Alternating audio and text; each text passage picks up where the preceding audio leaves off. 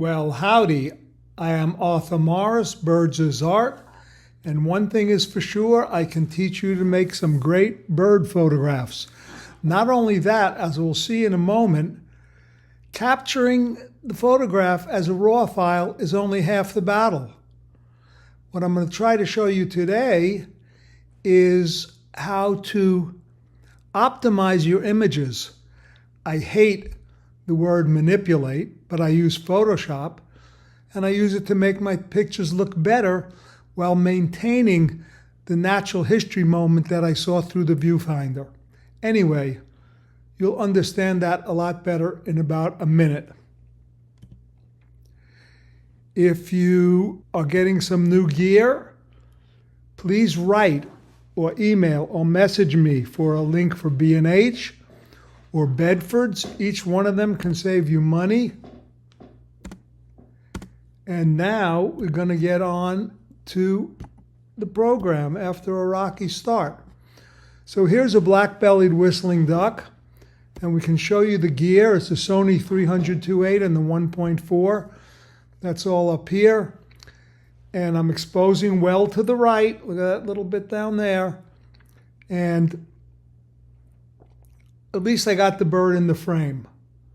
However, with a nice crop and setting the black and white points and juicing up the color, that's what they look like in real life. We make a nice photograph. Next one. The black-bellied whistling ducks are starting to fight. Every day I go down and see fights down by the lake near my home. This one again is with the 300 and the 1.4. It was off sun angle. The sun was way to the right of these birds over the wrong shoulder. Let's see, if they were to my left, yeah, the sun was coming over my left shoulder. The birds were too far to the left. Anyway, and I hate the look of the background, but it's two black-bellied whistling ducks fighting, and notice the difference in the background. That's all with the remove tool. And I'm going to mention two products. One is Digital Basics 2. It's a PDF. And the second one is the Digital Basics 3 video series. And they'll teach you everything I've done to optimize these images today. One of my biggest faults is not leaving enough room below the bird.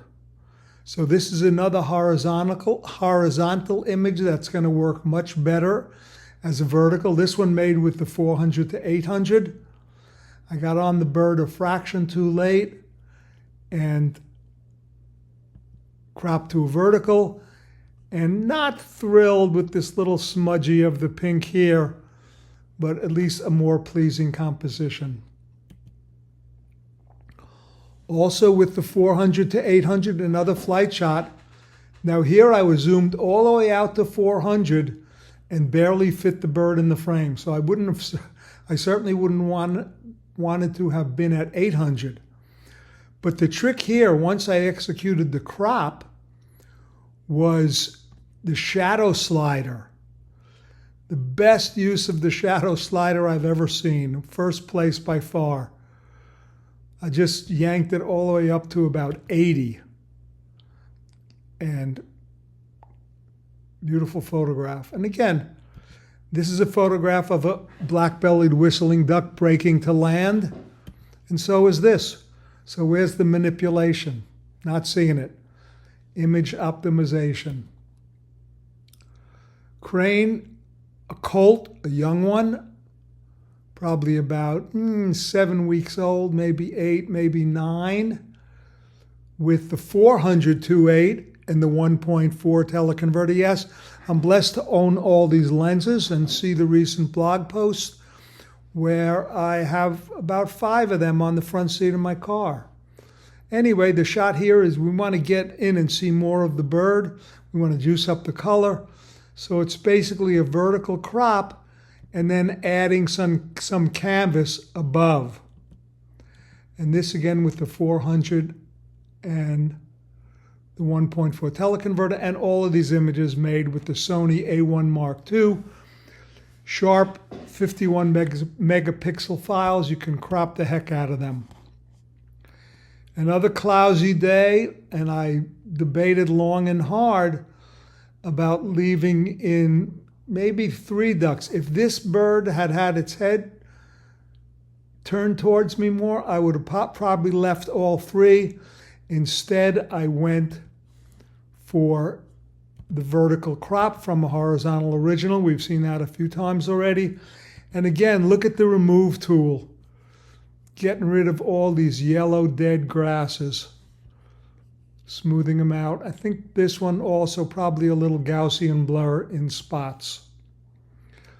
Oh, this was the 600 handheld. I'm proud to say I sat on the beach, rest the lens on my left knee, and then raise it when the action happens or for flight. Same thing, 600 handheld. This time the action was to my right on a cloudy day, and these are the pilings that hold up the pier, not very attractive. So again, could have left this bird, but I went to the square crop and brightened the color and did some nice work on the grasses. And this poor bird is getting its butt kicked. And here's one from this morning with the 600 and the 1.4 using the big lens ultimate beanbag, the blub. And it's a colt doing a double overhead wing stretch. And I could obviously do without the adult. So I went to the vertical crop. And again, you'll see me add some canvas at the top, juicing up the colors. Maybe this one is a hair overdone as far as the oranges and the yellows. Take a second look at that. Anyway, we're going to go in Breeze Browser and go arrange by type and start here. And just actually we could just do this and go arrange by capture time. Even better. And take a look without the EXIF at today's images. Again, every one of them shows what I saw through the viewfinder. It just looks a lot better than the raw files.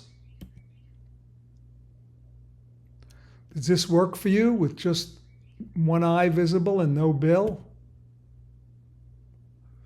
Breaking to land. Looking for some bugs for breakfast. Another squabble. And a beatdown. And we've been blessed this year. There were as many as 9 young cranes at once. At least 2 have perished. But there's still quite a few cooperative ones in the morning. So I will say good night. I'm going to watch some hockey and some NBA playoffs. And you get out there and make some great images. Love you much.